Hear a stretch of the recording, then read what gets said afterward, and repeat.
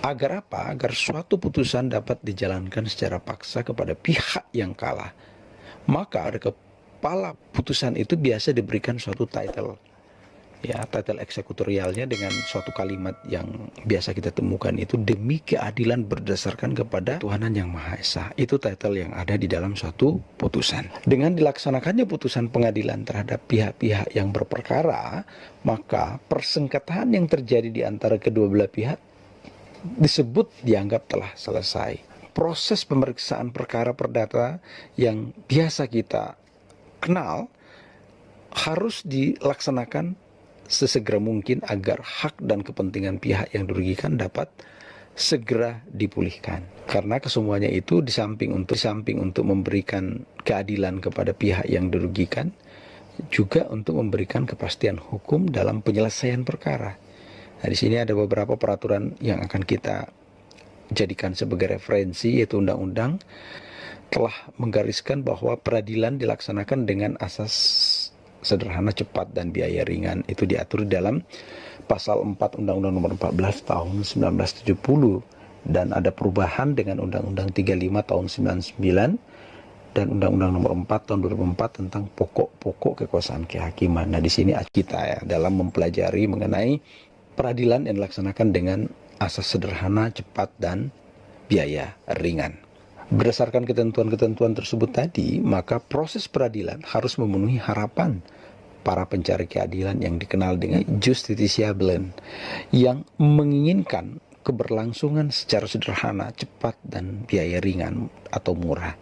Nah, proses peradilan yang ada di Indonesia itu tidak boleh berbelit-belit sehingga memakan waktu yang lama dan biaya yang tidak sedikit, sehingga ada kalimat yang sering kita dengar di pasaran bahwa kalau di Indonesia ada berperkara, maka kehilangan motor itu bisa memberikan waktu yang cukup lama untuk menemukan entah motornya masih ada atau sudah tidak, atau suatu hak yang mereka inginkan entah masih ada atau tidak. Kenapa? Karena cukup lama dan berbelit-belit suatu proses persidangan untuk mendapatkan hak itu kembali. Nah, dengan adanya undang-undang tersebut, maka kita akan lebih menyederhanakan dan ada efisiensi dan juga lebih cepat. Nah, terhadap putusan hakim yang telah memperoleh kekuasaan hukum tadi, maka masih terbuka peluang untuk dilaksanakan secara sukarela oleh pihak yang dikalahkan.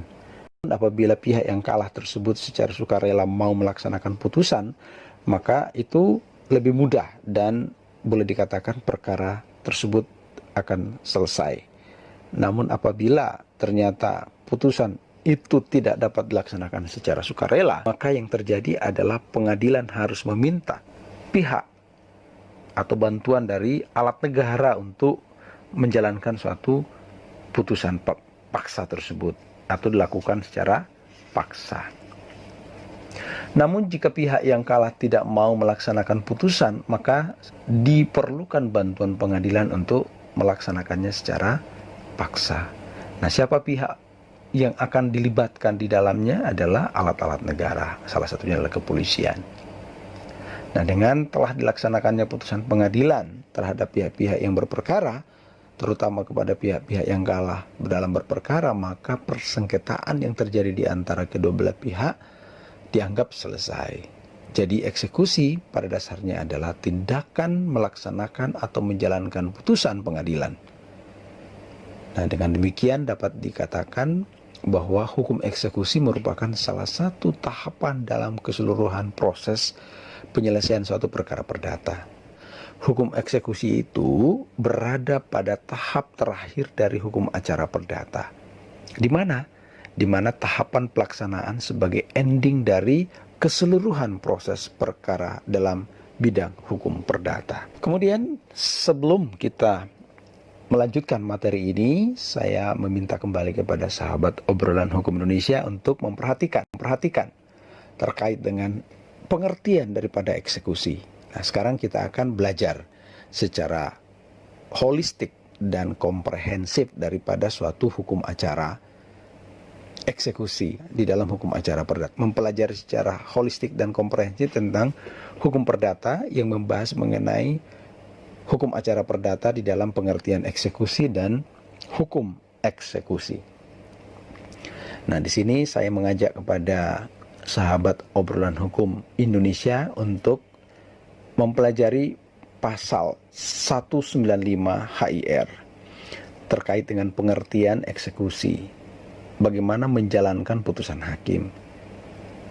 Biasanya oleh pengadilan dalam perkara yang mula-mula diperiksa oleh hakim pengadilan negeri akan dilakukan atas adanya suatu perintah dan dengan pimpinan ketua pengadilan negeri yang mula-mula memeriksa perkara itu.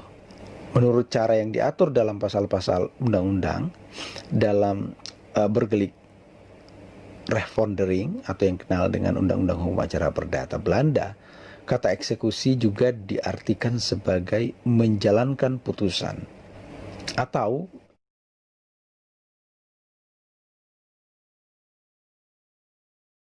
menurut Subekti sendiri dikatakan bahwa pengertian eksekusi itu adalah pelaksanaan putusan. Dalam Kamus Bahasa Hukum Perdata Indonesia Belanda juga disebutkan bahwa pelaksanaan putusan hakim atau eksekusi pada hakikatnya tidak lain adalah realisasi daripada kewajiban pihak yang bersangkutan untuk memenuhi prestasi yang tercantum dalam putusan tersebut.